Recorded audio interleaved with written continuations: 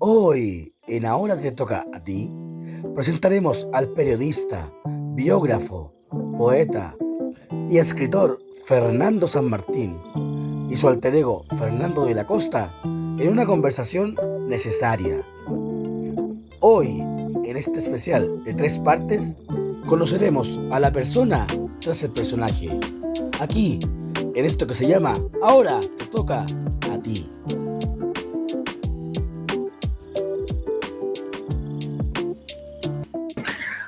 Hola, ¿cómo están? Sean todos bienvenidos a un capítulo más de esto que se llama Ahora te toca a ti. Tenemos a un tremendo invitado, un escritor que es un orgullo para el país. Él se llama Julio Fernando San Martín.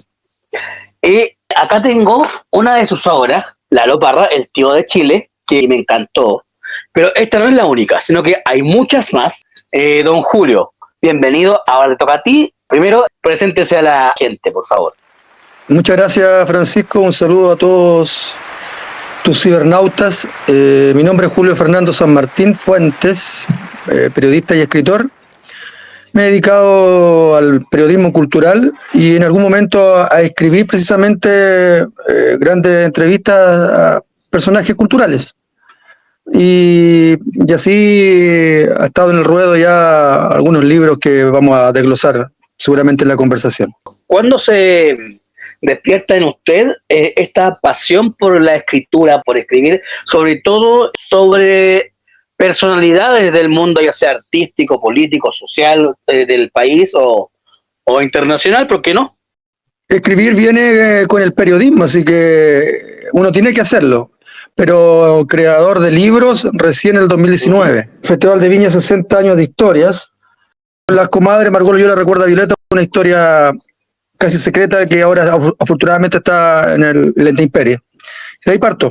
Cuénteme, aparte de usted, ¿alguien más en su familia es relacionado con el mundo de las artes, la escritura en general? No, porque soy hijo único y mis padres y tíos y nada de la familia se han dedicado a nada del arbolito de la cultura, ya sea danza, literatura, música, nada, soy el primero. Yéndonos al ámbito de la escritura más bien biográfica, ¿no? Puede ser del espectáculo, de la cultura, etcétera. ¿Cuál fue el primer libro que usted hizo enfocado en quién y cuándo? La comadre Margot Loyola recuerda a Violeta. Yo trabajé 21 años con la Premio Nacional de Arte en 1994, la maestra Margot Loyola Palacios. Y a medida que iba conversando tantos temas en 21 años, me daba cuenta que siempre aparecía Violeta Parra. Entonces dije, voy a empezar a rescatar solo material. Obviamente se conversaba de estas cosas, pero cuando lo tenía que editar, tenía que escribir, dejaba a un lado en una carpeta especial a la Viole. Y ahí me nació un libro precioso porque era una obra inédita. Pocos saben que en verdad fueron comadres del cristianismo, de una hija que se le murió a Violeta, Rosita Clara. Pocos saben que la Margot fue quien descubrió a Violeta, quien apoyó en la prensa, etcétera. Así que fue un libro inédito que tuvo bastante aceptación en la prensa y sobre todo en la familia Parra. Isabel, su hija, me dijo que ese era un libro que ahí había muchas cosas que ella no sabía de su madre. Me invitó al museo Violeta Parra a dar una charla sobre el libro, etcétera. Entonces, ese fue mi primer libro y fue muy potente. Pero ¿cómo llega a Margot Loyola y al entorno, a ese nexo de amistad? ¿Cómo llega a profundizar esa amistad que tenían las dos? Yo trabajaba en Radio Amapola y Fundación de Valparaíso. Ya, perfecto. Y tenía un programa que se llamaba Nuestro Rincón Cultural y me envían al Teatro Municipal de Viña en los 90 porque hay una gala homenaje que le hace la Universidad Católica de Valparaíso a la Margot. Yo no sabía mucho de quién ella era y quedo encandilado con una señora octogenaria bailar una cueca tan preciosa y se expresara tan pasionariamente sobre nuestra cultura tradicional. Entonces entro a camarín, me encantó, le dije y ahí me dejan invitado a su casa a Santiago y de ahí no salí más por 21 años. También mencionó que tiene un libro sobre uno de los eventos, si no el más importante, uno de los más importantes a nivel internacional y nacional del país, que es el Festival de Viña, y el libro sobre los 60 años del Festival de Viña. Bajo su perspectiva de periodista, ¿cómo ve la evolución en estos 60 años o más del Festival de Viña en ojos críticos, digamos? Bueno, como espectáculo televisivo obviamente se ha avanzado, es una gran plataforma donde siguen viniendo grandes estrellas como los años 80, pero claro, tienen un sentido más internacional. En cuanto a lo que se llama festival, ahí va en desmedro de los artistas, donde lamentablemente ya no tiene la misma seriedad. Porque en aquellos tiempos, para subir a la Quinta Vergara, un artista chileno tendría que haberse ganado durante 2 o 3 años el derecho a estar en la Quinta. Claro. Haber tenido primeros éxitos en la radio, ser un reconocido. Y además de eso, luego que actuaban en la Quinta y si es que ganaban el festival, también significaba una gran plataforma para ellos, algo que ahora tampoco ocurre, que el que gana el festival nadie se acuerda. Un caso emblemático fue el de... en el lado positivo, el caso emblemático es el de Fernando Viergo, donde tenía ya discos editados, grande éxito, sube a la Quinta Vergara, gana el Festival de Viña, y luego gana el Festival de Benidorm y gana el Festival de la OTI, y graba en España, y se pasea por Europa. Entonces, en ese aspecto ha cambiado el desmedro, como decía, de la competencia nacional y folclórica. Vamos por orden cronológico. El primer libro fue La amistad de Marcelo Loyola con Violeta Parra, ¿cierto? ¿Cuál vino después? Festival de Viña. Festival de Viña. ¿Cómo es el proceso para usted de armar un libro que ya sea de algún personaje o en este caso del Festival de Viña, de la historia del Festival de Viña? ¿Cuánto demora este proceso de creación del libro? El libro de Margot me demoré 5 años. ¿Ya? El libro del Festival de Viña me demoré 10. ¿Ya? ¿Y por qué más que el otro? Porque cuando yo he estado 29 veces como acreditado de prensa en el Festival de Viña, 29. Ajá. Entonces cuando llegó el festival número 50, me di cuenta que nadie había hecho un libro sobre los 50. Es como si tuvieran los premios Oscar y hay tanta prensa, están los privados, están los canales de televisión y nadie se le ocurrió hacer un libro. Entonces yo dije, yo voy a hacer un libro sobre la historia del festival, pero no es lo mismo hacerlo en el año 49 o en el 51. Entonces dije que tenía que ser una fecha importante al 60, y así me dio el rango de 10 años para poder recopilar, buscar en biblioteca quienes estuvieron en los primeros festivales, que fueron los animadores, los ganadores, los que se presentaron, pero aparte para ir haciendo entrevistas. En el libro aparece, no sé, Janet, del año 74, me da su opinión para el libro, aparecen grandes personajes chilenos que no están entre nosotros ya, Patricio Mas, Margot Loyola, Vicente Bianchi, Lucho Gatica, y así aparece Yuri desde México, también me da su apreciación cuando recuerda cuando él estuvo aquí, etcétera. Y así, por eso me demoré 10 años. Y después de los 60 años del Festival de Viña, ¿cuál viene? Después de eso viene Lucho Gatica, Rey del Bolero. Basado en entrevistas que le hice al Lucho. Eso. ¿Y cómo llega usted a Lucho Gatica? ¿Llega de improviso? ¿Llega por una amistad? ¿Cómo lo fue con Marco Loyola? No, como hombre de prensa, conseguí su número, le dije que lo quería entrevistar y aceptó porque era un hombre muy afable, muy ameno. Lo que él no sabía es que yo me iba a meter en toda su vida. Mi ser generoso me entregó toda su vida. Y fue un libro precioso donde el prólogo lo escribe el gran productor musical de las estrellas de Hollywood, Humberto Gatica, que ha ganado 17 Grammys con Celine Dion, Michael Jackson, etc. Correcto. Y la presentación me la hace Aida Gatica, que es su hija desde México. Es el único libro autorizado por la familia. Entonces también ha tenido una mejor aceptación, pero sobre todo me interesaba su familia. De hecho, aquí lo tengo, que es Lucho Gatica, Rey del Bolero, ahí. Sí. Y en la parte trasera escribe Aida Gatica, su hija, Lucho Gatica fue mi padre, pensaba haber conocido todo de él y este libro me hizo descubrirlo en su camino por la música y su amor incondicional a ella, entender su lucha y arduo camino hacia el éxito. Estoy segura que Lucho hubiera disfrutado tanto este libro, se le hubieran iluminado los ojos. Aida Gatica Mercado. En esta vasta, larga carrera de periodismo y de escritor, ¿cuál ha sido el libro que más lo ha, al hacerlo, digamos, lo ha impactado? ¿Cuál ha sido la vida que más le ha llegado, digamos, y que más ha disfrutado? No, todo tiene su encanto. No podría responder esa pregunta porque en verdad todo tiene su encanto. Porque un hombre de prensa se introduce en el hogar y en el alma, en el corazón de los personajes y todos tienen historias diferentes y cosas que son maravillosas, asombrosas. Entonces, además, si te das cuenta, son personajes diferentes. Uno es cantante bolero internacional, otro una gran folclorista, investigadora, otro es un escritor, premio Cervantes, nominado 2 veces a un Nobel. Son todos diferentes, entonces todos tienen su encanto y su maravilla. No podría decirte uno. Acá tengo otra maravilla, que es Lalo Parra, el tío de Chile. Cuénteme sobre el proceso de creación de este libro, cuánto demoró, cómo llega al tío Lalo y a hablar de él. Cuéntenos alguna anécdota de la creación del libro.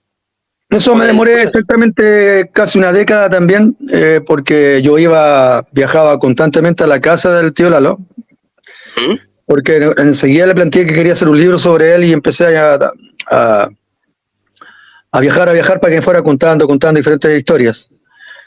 Así que llegaba a su casa y empezaba a rescatar todo lo que tenía que ver con él, pero lo encachaba, por eso decía que todos los libros son diferentes y son maravillosos, porque en este caso, por ejemplo, todos conocían las obras de Violeta Parra, por ejemplo. Las obras de Nicanor Parra, escribió tal libro, la Violeta escribió la canción tanto, pero pocos conocían la infancia de los Parra. Entonces aquí el tío Lalo me va contando, siempre van apareciendo los hermanos, cuando íbamos para allá, cuando íbamos para acá, cuando cantábamos tal lado, cuando pasábamos hambre, cuando hacíamos todo otro. Entonces, eso es una maravilla que tiene este libro también. Y en vida me pasa unas décimas el tío, y a Clarita Parra, que es la que escribe el prólogo, que es su hija, también me las corrobora, ya fallecido el tío Lalo, y se incorporan en ciertos capítulos que queda más lindo todavía, más parriano, porque son todos decimeros, todos escriben décimas, entonces también tiene su encanto, por eso digo que son todos diferentes. Yo me salté un poquito porque pasamos de Lucho Gatica, el rey del bolero, al del libro Tío Lalo. ¿Cuál viene después de Lucho Gatica? ¿Cuál es porque estamos cronológicamente para que la gente vaya conociendo su trabajo? ¿Cuál viene después? No, precisamente ese era el orden. Lucho Gatica y después viene el Tío Lalo. Sí tengo que decir que lamentablemente, de acuerdo a estas nuevas generaciones, no se le ha reconocido ni se tiene el respeto por el gran cantante que fue Lucho Gatica.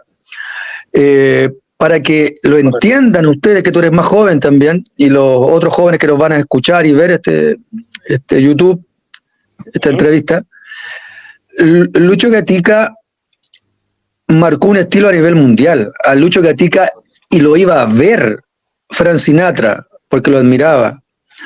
Gracias a Lucho Gatica nace artísticamente Armando Manzanero, que era su pianista. Lucho Gatica tiene el único cantante que tiene una estrella en el Paseo de la Fama, no existe otro en toda la historia, en Hollywood.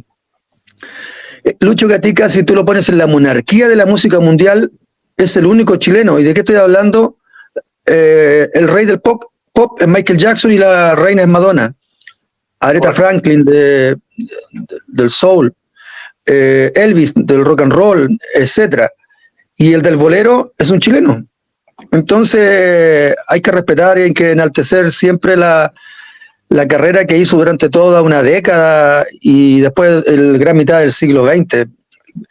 Y fueron el manager para este libro, el manager de Julio Iglesias, me dice que la carrera de Julio Iglesias está inspirada en Lucho Gatica. Y me lo da con argumentos, y Lucho Gatica también me cuenta, pero ellos fueron muy amigos, muy compadres, y fueron compadres incluso de una de las hijas de Lucho. Fueron compadres, así como la Margot con Violeta, compadres con la hija de bautismo. Y cuando partía a cualquier lugar, Julio Iglesias se lo llevaba, lo mandaba a buscar, se lo llevaba en el avión con su padre. Entonces, la importancia que tiene el Lucho Gatica a nivel mundial es tremenda y eso se debe destacar. ¿Por qué cree usted que no se le da este reconocimiento a estos grandes artistas? ¿A qué se lo atribuye? Porque no somos mexicanos no somos mexicanos ni argentinos. Somos chilenos, y eso lamentablemente es así nomás, somos chilenos, la idiosincrasia, donde si alguien está teniendo éxito, o es porque se arregló, o porque pasó dinero, o porque algún pituto tiene y no es tan bueno, o que no, si es más o menos nomás, nunca le damos el valor que se merecen a nuestros artistas. Entonces, simplemente para resumir, es porque somos chilenos, no hay más.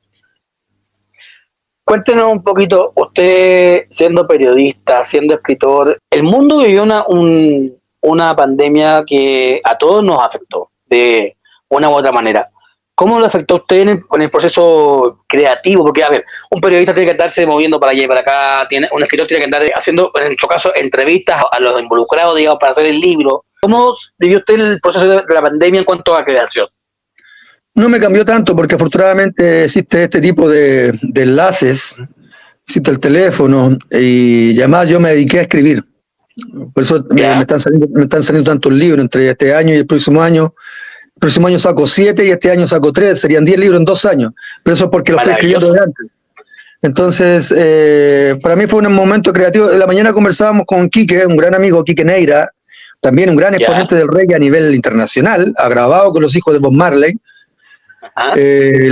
Y me decía lo mismo, que durante la pandemia él empezó a escribir, a componer, a poner la música, a grabar, y son los discos que está sacando. Gonzalo Rojas, que el próximo libro del que vamos a conversar, siempre me hablaba del ocio creador, que nosotros los que estamos en el mundo de la cultura hablamos del ocio creador entonces, porque la gente que está sin hacer nada en el ocio, en el descanso, no hace nada. Descansa, duerme o ve tele todo el rato. Exacto. Pero cuando el artista está en el ocio, necesita crear. Claro. Esa es la diferencia. Correcto. Entremos de lleno en el libro que te plantea. Cuéntenos un poco de eso. Ese se llama ¿Qué se escribe cuando se escribe? Conversaciones con Gonzalo Rojas. También fueron 8, 9 veces en su casa, como él le llamaba la casa larga en Chillán, donde ahora es museo, y hicimos una amistad. Después yo lo empecé a acompañar a diferentes lugares, inclusive a Isla Negra, la casa del Pablo Neruda, su amigo también, y así fuimos descubriendo cosas que no todos saben, porque cuando uno va a hacer una entrevista a cualquier personaje, va una sola vez, enviado por una editorial, por un editor, por un jefe, y el artículo trata de tal cosa específica. Entonces son esas preguntas nomás. En cambio, cuando ya se va tornando una amistad, un vinito, ir al mercado, un whisky, ya no está la distancia entre el periodista y el entrevistado, que ellos también ponen alguna cierta distancia. Es todo más relajado y uno puede preguntar y él también se explaya a veces sin que se le pregunte. Entonces así quedó un libro precioso sobre uno de los grandes de nuestra literatura, como decía, Premio Cervantes de España, que es el premio Nobel de la literatura hispana, y nominado 2 veces al premio Nobel, con el gran Gonzalo Rojas. ¿Qué tiempo demoró el proceso de creación de este libro? Ese libro habrá sido unos 4 años. El proceso creativo para este libro, ya. Perfecto. Yo siempre soy demorón, yo soy exhaustivo, puntillista, porque aparte de lo que el personaje me dice, yo lo voy a corroborar y lo voy a apoyar con algún recorte de la prensa de aquellos tiempos. Entonces tengo que ir a buscar a la Biblioteca Nacional, tengo que ir a ver a las revistas antiguas, en otros casos, revista Ecran, revista Ritmo, investigar para porque no puede ser un libro solo escrito, línea a línea, ¿no? Entonces tengo que ir buscando, viendo si que tiene relación con otra persona que está viva, sacarle su opinión y ir agregando, etcétera. Entonces hay un trabajo más demoroso. De repente puede pasar, no estoy diciendo que le haya pasado a usted, pero puede pasar que hay gente que, o sea, próceres o gente que ya no está, digamos, entre nosotros, pero hay familias que dicen, ¿sabes qué? Son más reticentes al momento de poder hablar de, ¿cierto? Le ha tocado en alguna oportunidad ciertos resquemores, gente que como que le haya costado, que le haya dado la venia o que haya hablado de la persona que usted va a hablar en el libro, digamos, para llevar a cabo la elaboración del libro? No, porque yo en mis años he demostrado ser un hombre muy serio, no amigo de la farándula. Entonces, cuando entienden que yo soy el que va a escribir, ayer conversaba con María Cecilia, la hija del tío Valentín, que ahora se van en gira a Valdivia, y me dicen que quiere que le escriba la historia al tío Valentín Trujillo. Dije, encantado, me dijo, ya cuando volvamos del sur, ahí viene a la casa. Entonces yo nunca he tenido problemas con respecto a la familia. Este año sale un libro sobre la Isidora Aguirre, la gran dramaturga, que lamentablemente pocos conocen en su envergadura, en su portento, y solamente la identifican con la Pérgola de las Flores, la creadora de la Pérgola de las Flores, pero es mucho más, y en ese caso ellos son 4 hijos, la sucesión, claro, son 4 hermanos, y están todos de acuerdo. De hecho ellos me hacen el prólogo, porque saben que si se mete Julio Fernando San Martín, no va a haber farándula, no va a haber, claro, va a ser un libro serio, y todos los libros, la mayoría, tienen opiniones de sus familiares, tal como decía con Lucho Gatica, con la misma Isidora. Este año saco uno de Pablo Neruda con Vicente Bianchi sobre las canciones, y me opina adentro el señor Reyes, que es el abogado de la familia, que es el sobrino directo de Pablo, porque vos conocen que se llamó, no Pablo Neruda, se llama Ricardo Reyes, y el señor que me escribe el prólogo es Rodolfo Reyes, su sobrino, y Bernardita Bianchi, que es la hija de Vicente Bianchi. Entonces siempre yo también tengo ese nexo con la familia, como respeto hacia ellos, que también continúan el legado y cuidándolo. ¿Qué se viene ahora? Bueno, se vienen 7 libros más, ¿no es cierto? 7, y 3 este año, pero ¿cuál es la meta próxima a alcanzar? ¿Qué le gustaría alcanzar? Es el máximo. ¿O no tiene techo? ¿Te gustaría...? No tengo techo. Hasta me puedo morir más rato, mañana, durmiendo, no tengo techo. Con lo que he escrito está bien, es un rescate. Pero mi editor, que es de Trébol Ediciones, o Editorial Trébol, en las redes, yo ya le he dicho que tengo libros hasta el 2030, sin ir a terreno, hasta el 2030. Aquí en mi computadora, el que estoy en este momento, que es estoy en una radio Trasandina.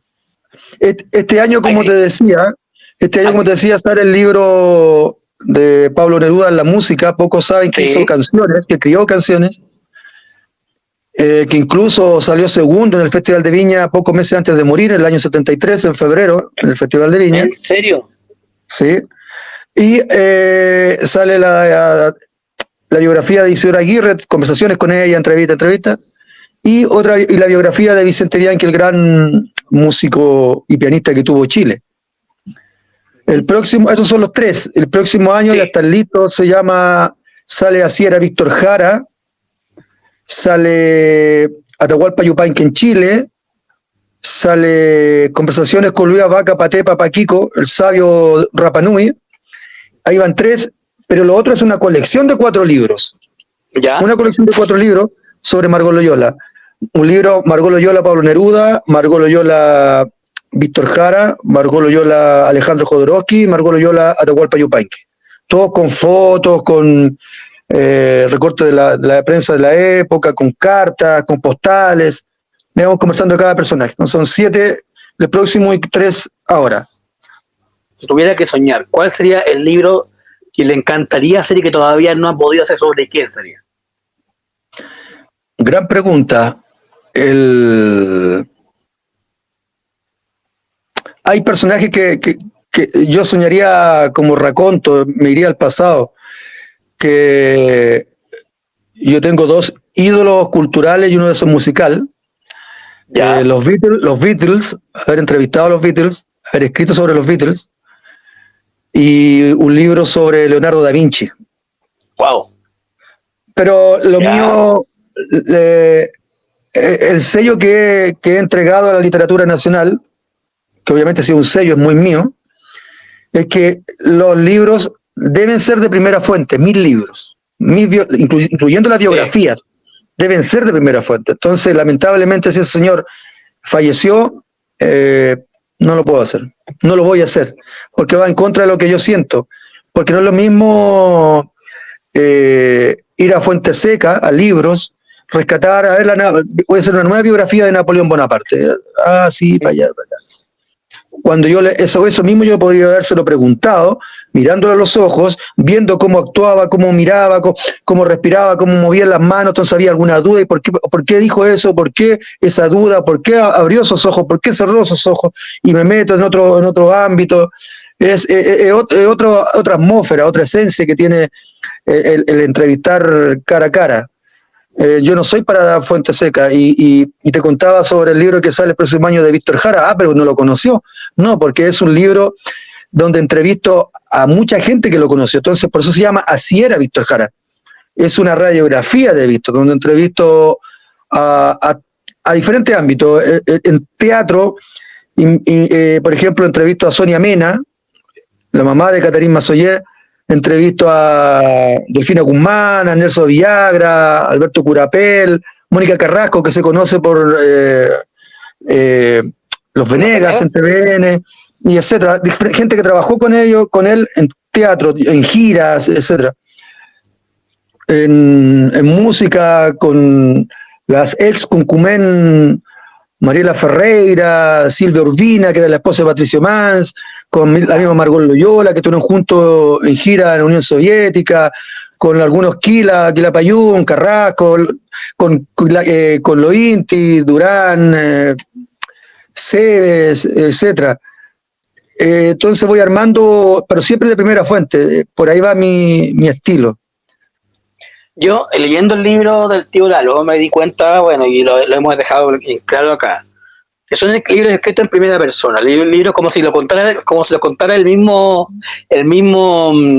protagonista, ¿no es cierto? Exacto, por eso te decía. Cuando te hace, sí, perdón, disculpe, síguelo. No, por eso te decía que para mí me es muy valioso hacerlo en primera persona. Porque tú que leíste ese libro, sí. Me vas a hallar la razón de lo que voy a decir ahora, en que yo además no arreglo la frase. Si el Señor me dice, no, po, así no es la cosa, o así no es nada la cosa, yo pongo, no, po, así no es nada la cosa. No voy a poner, no, pues Señor, la cosa es diferente, de otra manera. No voy a poner eso, porque eso le quita autenticidad al personaje. Entonces, cuando tú lees tal como me estás diciendo, tú que lo leíste, pero sobre todo la gente que lo conoció, o la familia, hasta se puede poner a llorar porque sabe que ahí está hablando, están escuchando hablar al Lalo Parra, por ejemplo, en ese caso. Y eso en todos mis libros. Lo mismo me lo dijo me lo dijeron los Gatica, me lo dijo la Isabel de la Violeta Parra. También hay un estilo ahí muy, muy personal, que me preocupa eso, la esencia. Ahora estoy ordenando un libro que lo voy a presentar ahora sobre conversaciones perdón, con la abuela Yagán, Cristina Calderón, la última, se dice, la última abuela de sangre pura, Yagán, que falleció. Entonces también no cambio nada, ni siquiera el orden de las palabras, ni los participos, ni los gerundios, que se note que es ella. No voy a arreglar nada, porque ese también es mi sello. Y también eso significa que es un respeto hacia el informante, hacia quien entregó cariñosamente, generosamente su historia de vida.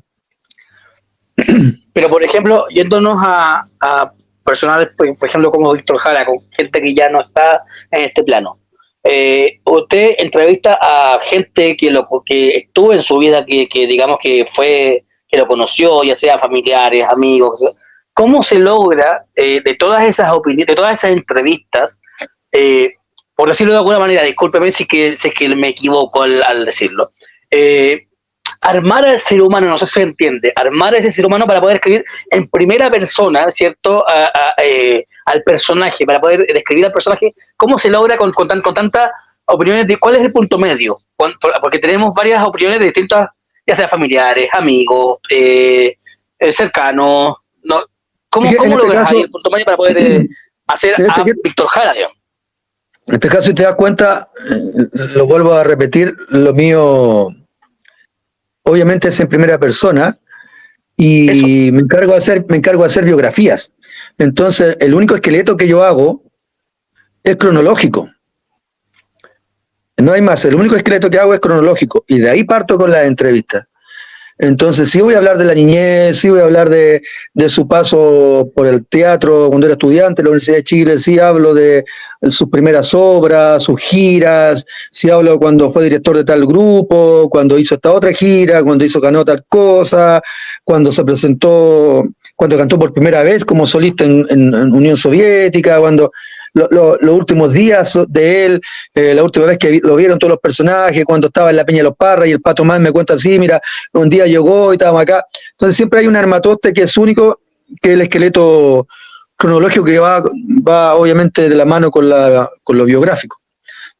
Hay una anécdota muy buena que la compartimos, o sea, me la contó cuando nos conocimos, ¿no es cierto?, con respecto a Víctor Jara. ¿Tiene alguna anécdota con respecto a él, digamos, que le haya llamado la atención, que se pueda contar, digamos, que no sea una infidencia, sino que sea contable, digamos, simpática, como para compartir con... A ver, Mariela Ferreira me cuenta que estando en Unión Soviética, gira año 1961, agosto, Cuncumén, Víctor Jara y la gran estrella que es Margot Loyola, era la maestra, la única que tenía habitación sola y todos los demás tenían compartida.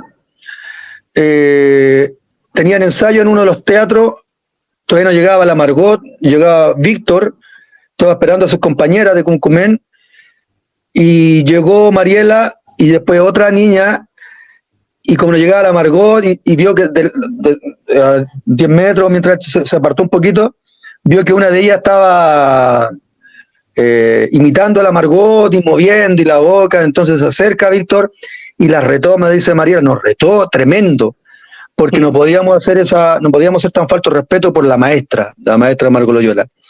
Esa es una anécdota que pasó, que la cuento porque es muy importante, porque en agosto del año 61 es cuando nace Víctor Jara cantante, solista. Ahí debuta, por primera vez canta un tema solo sobre el escenario. Y luego hay otra que me cuenta el Patricio Mans, cuando estaban en la Peña de los Parras, estaba a punto, yo me dice, de salir al escenario, estaba ahí en el camarín, que era una pieza, porque la Peña de las Parras era una casona vieja, entonces una pieza era el camarín, la otra pieza grande era el escenario, donde no había micrófono, porque era todo muy corto, muy chico, en la Peña de las Parras, y llega Víctor desde Inglaterra, porque había estado 6 meses, venía llegando de 6 meses, becado por la Consort de Londres, por teatro. Me dice, Patito, ¿cómo estás? Patricio, en aquellos momentos, en la Peña de los Parras, el año 65, 66, 67, siendo todos veinteañeros, el hombre más respetado de ese grupo, que era principalmente los fundadores eran 5, Ángel, Isabel, Rolando, Alarcón, Patricio Mansi, a fin de año Víctor Jara, era el único que había grabado. Ya tenía bagaje, el único que había trabajado en prensa, en el Canal 9 de televisión, en prensa escrita de Concepción, tenía un bagaje artístico, cultural y musical. Entonces, por eso mismo, el Víctor le dice, mira, me gustaría mostrarte una canción que hice antenoche, antes de venirme de Inglaterra. Ya, pues, me dice Patricio, sacamos otro vino, y me empieza a cantar. Y era Te recuerdo, Amanda, me dice. Yo me pongo, como ya andaba un poco con unos tragos, porque siempre me tomaba un traguito para hacerme el escenario, me pongo a llorar y ahí Víctor me dice, pucha, aunque sé que te iba a poner así, no te la canto. No, es que es preciosa la canción. Así que Patricio me dice que fue el primer humano en esta tierra que escuchó Te recuerdo, Amanda. Cuénteme, si la gente quiere inmiscuirse en toda su obra, ¿cómo lo puede encontrar? ¿Cómo puede adquirir su obra? Bueno, en Trébol Ediciones, permiso, voy a ver el específico, lo que pone acá la editora. Los libros están obviamente la página, el correo es treboledicionesvalparaíso@gmail.com. En Facebook está Trébol, en Instagram está está Trébol Ediciones, y en www.trebolediciones.cl. Así que ya saben, si ustedes quieren adquirir los libros de este gran escritor, biógrafo, periodista, pueden hacerlo ahí, tal cual lo está diciendo en este momento. A título personal es un placer haberlo tenido acá, haber escuchado su manera de escribir, cómo llega a los invitados. De verdad que se me hizo corto el tiempo. Se pasó, ya llevamos una hora, se me hizo cortísimo.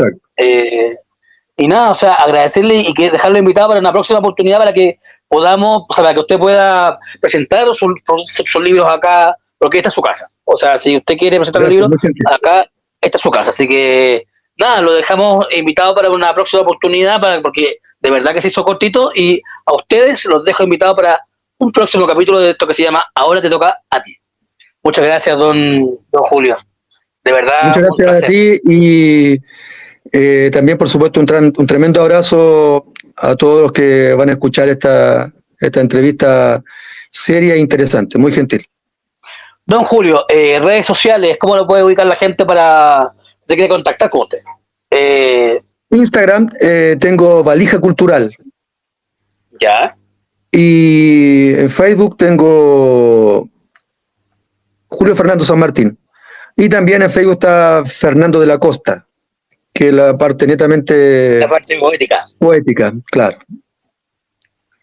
Así que ya lo saben, a contactar a este grande de la escritura nacional. Nosotros nos vemos en un próximo capítulo de esto que se llama Ahora te toca a ti. Chao, chao. Gracias, don Julio. Esté muy bien. Gracias por este tiempo.